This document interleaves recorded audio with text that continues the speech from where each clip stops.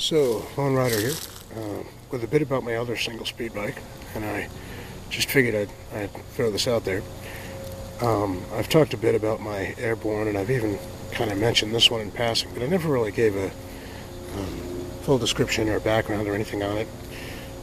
So basically, this started life as a specialized hard rock sport aluminum frame with an RST fork and a full complement of gears and a short riser bar. Now basically everything except the bottom bracket on this and the fork has been replaced. So the bottom bracket, the headset, the fork, and the frame are original, but everything else is completely new. The wheels are sort of a mismatched pair. That goes back to my Cannondale Killer Super V. The front wheels from the original pair on that. The back one on that, of course, broke. So when I replaced the wheels on that, I ended up with a spare front wheel lying around, and it was better than the front wheel I had on this. So, you know, that's how that ended up. Actually, I misspoke. The cranks are also original. Surprised at that, but the chainring, of course, is not. This is a 32 tooth E13 chainring with the differently sized teeth to keep the chain on, so you don't need a chain guard. Then you just have a budget chain tensioner here. V-brakes. I had to replace the seat lock. It was rusty. That's what happens when you don't originally grease things. And then I had my own seat post put on there because the stock one was just too short.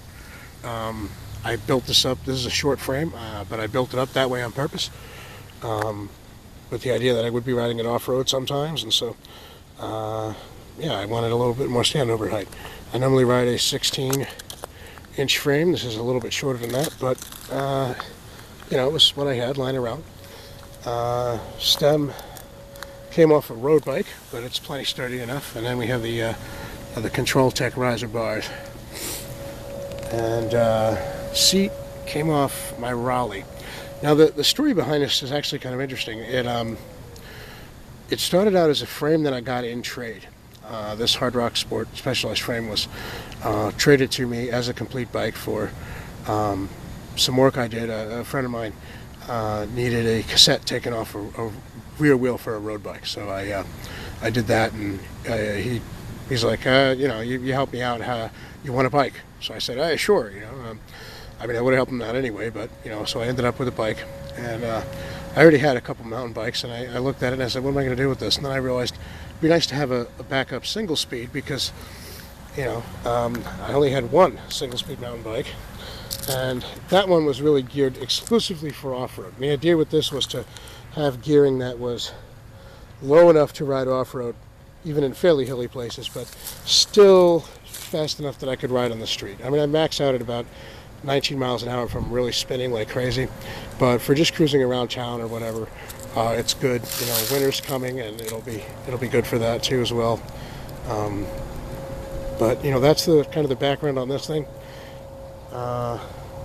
Ended up as my second single speed bike rather, and I say fixed gear. I actually do have a couple fixed gear bikes, but they're not mountain bikes. I did at one point build up a fixed gear mountain bike, but I haven't had it in quite some time. And obviously, it wouldn't have a chain tensioner like this does. That's something you can only do on a single speed. If you put a chain tensioner on a fixed gear bike, it will end very badly for you. That's all I'm going to say. But yeah, it started out as just something I got in trade, and ended up as my backup bike. And I've honestly I've been very happy with it. I wouldn't have bought this thing new if I had to pay any money for it, but basically nothing on this bike except for that front chainring cost any money. It was all stuff that I had lying around. And the main decision to build it up as a backup single speed was really kind of made by the condition of the bike for me. The frame was solid, but all the parts had been pretty much beat to hell. The wheels are out of true. Like I said, the seat post was too short. It wasn't usable in the condition it was. So I took all the parts off, and I was looking at it and saying, what can I do with this? And then I realized yeah, I can build it up as a single speed a lot cheaper than I can as a functional gear bike. So that's what I ended up doing. But yeah, there you go. That's the background on my backup single speed, and yeah, it's pretty fun. I like it. Lone Rider out.